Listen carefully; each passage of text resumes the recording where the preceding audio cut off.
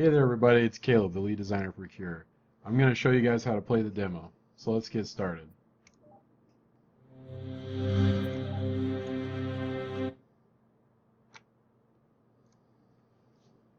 Okay, so first thing I'm going to do is explain the controls. The mouse, when it reaches the edge of the screen, will move the camera. Scroll wheel on the mouse will zoom in and out the camera. Left click dragging on the background will create a selection box that will select units. In fact, I will show you if you go up here to menu, left click, go to options, click key bindings, you'll see an image that describes a lot of the controls I'm about to show you. So if you need that for reference while the game is running, that's where you go. Okay, so I now have my two starting units selected. Selected means that I can give them commands. So if I right click, they will move to wherever I right click. I can then move my camera over here, right click like this, and they'll begin to move this way. You'll also notice as I'm mousing over elements, pop-ups will appear down here in the bottom right corner. This is a great way to get some pointers while you're playing the game. They basically explain what's going on and what you need to pay attention to, etc. The first menu I'll go over is this menu right down here. This is your control group menu. So this shows you how many guys are in your group. So I've selected these two. I have two colonizers. This giant section right here is your mini-map. As you can see, I'll left click and drag. I can move the camera around. As I zoom in and out, the square gets bigger and smaller. So this is the representation of the level. This denotes the host status. So health is basically the health of the host, and pathogens are the amount of pathogens left. As you can see up here, our goal for this level is to destroy the pathogens before the timer runs out. So we haven't really been doing our job, but that's okay. The next menu over here is your current location menu. This shows you information about where your mouse is and also what is in the world at that location. So if I search around, eventually I will find something to mouse over. Oh, well, that was not ideal. I will sacrifice one of my units for the greater good. Here we go. So as you can see, I'm mousing over this area and it's showing me that there is sulfur there. You'll also notice when I mouse over my unit, a menu appears in the bottom right. This is essentially what is on this unit. As you can see, his sulfur number is going up because he is eating sulfur. So this gets into the main mechanisms behind the game. You need to build units and you need to gather materials. And the way that you do those things are using your abilities. Your abilities menu is down here. You have two modes, combat and non-combat. Another way to switch between those two modes is to hold shift and tab, and I'll swap between the two. You can select an ability by left clicking on it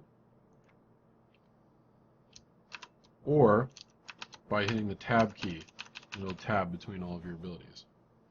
Now as you can see, I have one ability highlighted. This means that this ability can be cast. Morph to soldier. As you can see in the bottom right menu, it costs 50 sulfur. And if I mouse over my unit, I can see I have 280 sulfur. So I have more than enough sulfur to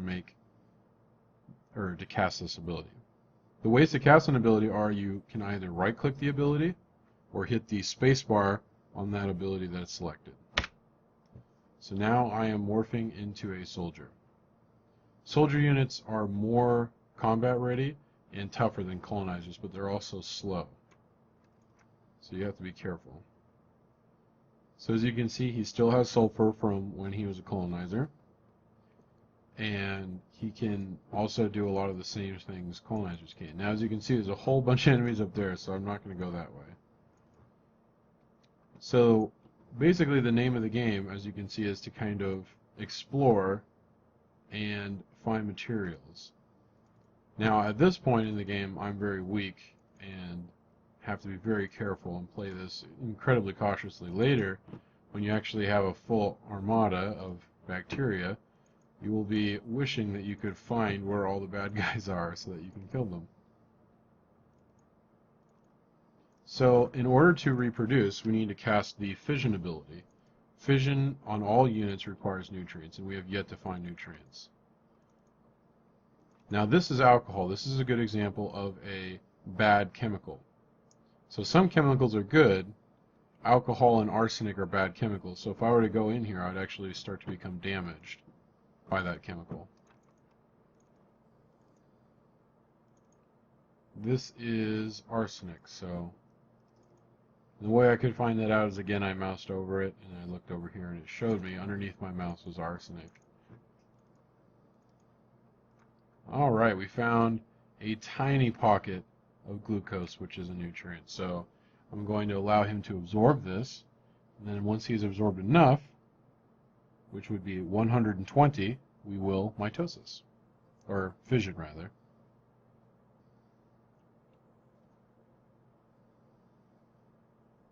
Okay, now you can see this ability is able to be cast. I'm going to hit the space bar to cast it now. And as you can see, I've created a copy. Now, I'll go to my combat menu, and I can cast my injectosomes, which is to make my weaponry, or spikes. Now we're combat ready.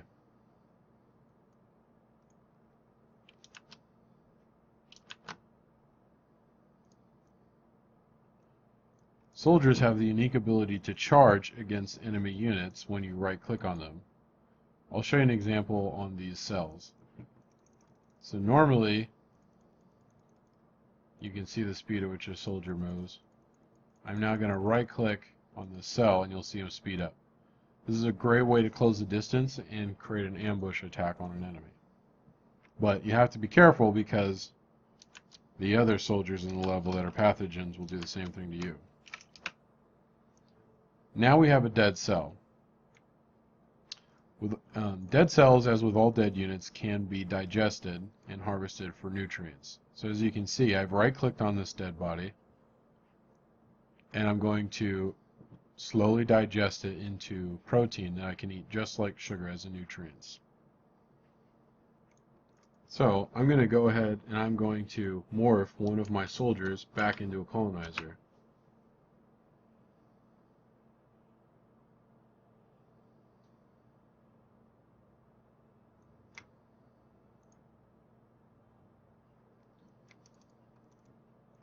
Now I'll show you how the colonizer combat ability works. This is the colonizing enzyme. I'm going to cast it now by hitting the space bar. So as you can see, I'm emitting this green cloud. This cloud is a colonizing enzyme which is harmful to enemy units and beneficial to my units. As you'll begin to see, once this cloud reaches this cell, it'll start to become damaged. In order to create this cloud, I have to spend 2 nutrients per second. This colonizer has 127, so I should be fine. The longer that it casts, the wider the AoE gets on this ability to a point.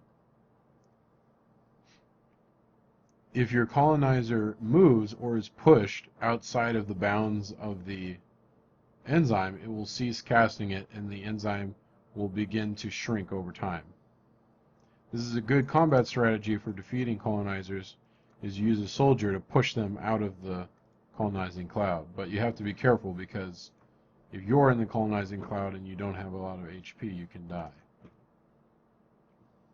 So that's the basics. With this knowledge, you should be able to go through, kill some bacteria, and have some fun. Again, you can always come up here to the menu, options, key bindings, and this will help you learn the controls of the game. For any other information, you can also mouse over just about every window or object in the game, and it'll give you some type of description about it. We are currently running a Game Kicker campaign on gamekicker.org. We're looking for help from the community to help fund this game and make it into the great game we know it can be. So please come and support us, and feel free to share this demo with any of your friends, and please come to our community forums on our website, curethegame.com, and give us any feedback you have on the demo. We'd love to hear what you think. Have a good evening. Goodbye.